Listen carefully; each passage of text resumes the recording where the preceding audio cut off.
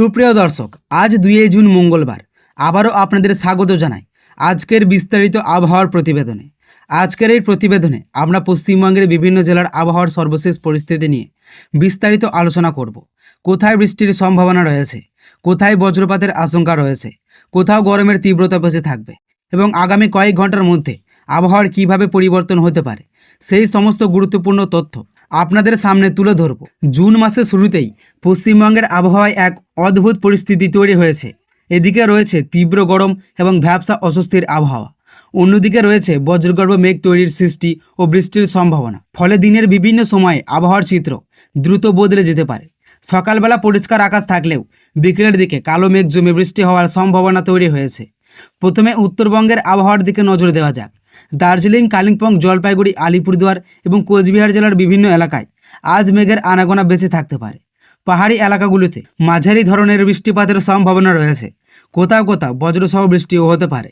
পাহাড়ি রাস্তা ব্যবহারকারীদের জন্য সতর্ক থাকার পরামর্শ দেওয়া হয়েছে, কারণ বৃষ্টির সময় দৃশ্যমানতা কমে যেতে পারে। এবার আসা যাক দক্ষিণবঙ্গের আবহাওয়ার দিকে। কলকাতা, হাওড়া, হুগলি, নদিয়া, মুর্শিদাবাদ, বীরভূম, পূর্ব বর্ধমান, পশ্চিম বর্ধমান, পূর্ব মেদিনীপুর, পশ্চিম মেদিনীপুর, ঝাড়গ্রাম, বাঁকুড়া, পুরুলিয়া, 24 পরগনা জেলার আবহাওয়ার দিনের দ্বিতীয় ভাগে পরিবর্তনের সম্ভাবনা রয়েছে। দুপুরের পর থেকে আকাশের মেঘের পরিমাণ বাড়তে পারে এবং বিকেল বা সন্ধ্যার দিকে বিক্ষিপ্তভাবে বজ্রবিদ্যুৎ সহ বৃষ্টি দেখা যেতে পারে। মুর্শিদাবাদ জেলার আবহাওয়ার দিকে যদি বেশিরভাগ নজর দেওয়া হয়, তাহলে দেখা যাচ্ছে দিনের প্রথম ভাগের গরম যথেষ্ট অনুভূত হতে পারে। সকাল থেকে রোদের তেজ থাকবে, দুপুরের দিকে তাপমাত্রা আরও বাড়তে পারে। ফলে বিকেলের পর থেকে আকাশের মেঘ জমার সম্ভাবনা তৈরি রয়েছে। কিছু এলাকায় হালকা থেকে মাঝারি বৃষ্টিপাত হতে পারে এবং বজ্রপাতের ঘটনা ঘটতে পারে। কলকাতা মহানগর ও পার্শ্ববর্তী এলাকায় সকাল থেকে গরম এবং আর্দ্র আবহাওয়ার অনুভূত হতে পারে। দিনের বেলায় রাস্তাঘাটে বের হওয়া হলে গরমের তীব্রতা বেশ ভালোভাবে টের পাওয়া যাবে। তবে বিকেলের দিকে আবহাওয়া বদলাতে পারে এবং কোথাও কোথাও অল্প সময়ের জন্য বজ্রসহ বৃষ্টি হতে পারে। আজকের দিনের সর্বোচ্চ তাপমাত্রা অনেক এলাকায় 34 থেকে 38 ডিগ্রি সেলসিয়াসের মধ্যে থাকতে পারে। কিছু জেলায় অনুভূত তাপমাত্রা এর থেকে বেশি হতে পারে, কারণ বাতাসের আর্দ্রতার পরিমাণ যথেষ্ট বেশি রয়েছে। ফলে বাইরে বের হলেই দ্রুত ঘাম বের হতে পারে এবং অস্বস্তিও বাড়তে পারে। বিশেষজ্ঞরা জানাচ্ছেন আজ বিকেল থেকে রাত পর্যন্ত সময়ে বজ্রপাতের ঝুঁকি সবচেয়ে বেশি থাকতে পারে।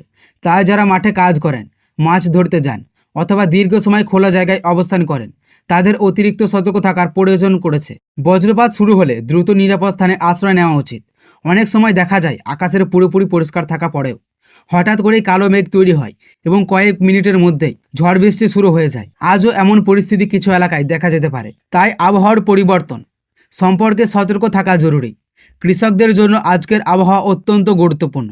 যেসব এলাকায় ধান, পাট, শাকসবজি এবং অন্যান্য ফসলের চাষ হচ্ছে, সেসব এলাকায় বৃষ্টির প্রবণতা বাড়তে পারে। কৃষকদের উচিত আবহাওয়ার পূর্বাভাস মাথায় রেখে মাঠে কাজ করা পরিকল্পনা করা। বৃষ্টির সম্ভাবনা থাকলে ফসল নিরাপদ স্থানে সংরক্ষণের ব্যবস্থা করতে হবে। বিকেল থেকে সন্ধ্যার দিকে যখন মেঘ জমতে শুরু করবে, তখন অনেক এলাকায় বাতাসের গতিবেগ বৃদ্ধি পেতে পারে। কোথাও কোথাও দমকা হাওয়া বইতে পারে। এর ফলে ছোট গাছের ডাল ভেঙে পড়া বা অস্থায়ী কাঠামো ক্ষতি হওয়ার আশঙ্কা থাকছে। সন্ধ্যার পর থেকে যেসব এলাকায় বৃষ্টি হবে, সেখানে আবহাওয়া তুলনামূলকভাবে আরামদায়ক হয়ে উঠতে পারে।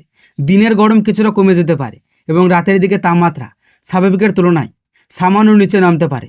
তবে সেসব এলাকায় বৃষ্টি হবে না যেখানে রাত পর্যন্ত গরম এবং ভ্যাপসা আবহাওয়া অনুভূত হতে পারে। বিশেষ করে শহরাঞ্চলের তাপমাত্রা বেশি অনুভূত হওয়ার সম্ভাবনা রয়েছে। সব মিলিয়ে আজকের আবহাওয়ার সর্বশেষ গুরুত্বপূর্ণ বিশেষ হলো দুপুরের পর থেকে আবহাওয়ার দ্রুত পরিবর্তনের সম্ভাবনা। তাই বাইরে বের হওয়ার আগে ছাতা সঙ্গে রাখুন, বজ্রপাতের সময় নিরাপদ স্থানে থাকুন এবং নিয়মিত আবহাওয়ার আপডেট দেখে নজর রাখুন। এই ছিল আজকের আবহাওয়া খবর, পশ্চিমবঙ্গের বিস্তারিত আবহাওয়ার প্রতিবেদন। পরবর্তী আপডেট আরও নতুন তথ্য নিয়ে হাজির হব। ততক্ষণ পর্যন্ত সবাই ভালো থাকুন, সুস্থ থাকুন এবং নিরাপদ থাকুন। ধন্যবাদ।